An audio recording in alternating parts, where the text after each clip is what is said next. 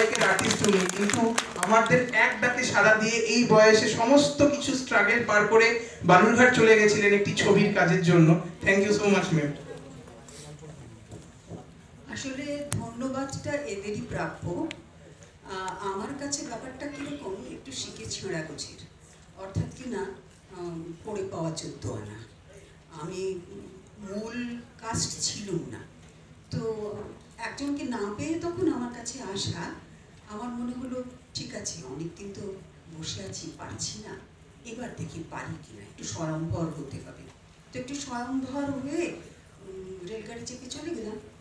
গিয়ে আমি যে আপ্যায়ন পেয়েছি, যে আতিথ্য পেয়েছি, যে সম্মান পেয়েছি, যে শ্রদ্ধা পেয়েছি, সেটা আমার বাকি জীবনটুকু মনে রেখে দেবে যতদিন পাচ্ছি। আর খুব ভালো লেগেছে কাজ করতে। তারপর একটা আলাদা তৈরি হয়ে গেল।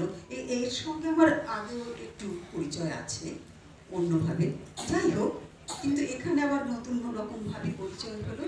আর সকলের সঙ্গে কাজ করে খুব ভালো লেগেছে। বিশেষ করে যে বিষয় নিয়ে কাজটা হলো, আমি একটুখানি মানে কি বলবো, খুঁতখুঁতে আছি আর কি। যা হলো তা হলো নিয়ে কাজ করতে ইচ্ছে করে না। এমন একটি বিষয় যেটা আমার মাটির বিষয়, এবং এই মাটির বিষয়টিকে পর্দায় তুলে আনা, তাকে রূপ দেওয়া বড় সোজা কথা নয়। স্বর্ণায়ু, স্বর্ণাক্ষরে তোমার নাম লেখা থাকুক। খুব ভালো হয়েছে, এত সুন্দর করে ছবিটি তৈরি করেছে সে।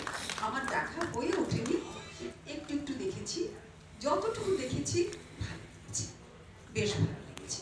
এবার সকলে মিলে আপনারা যদি বলেন হ্যাঁ ভালো, তাহলে ভালো, সব ভালো যার শেষ ভালো।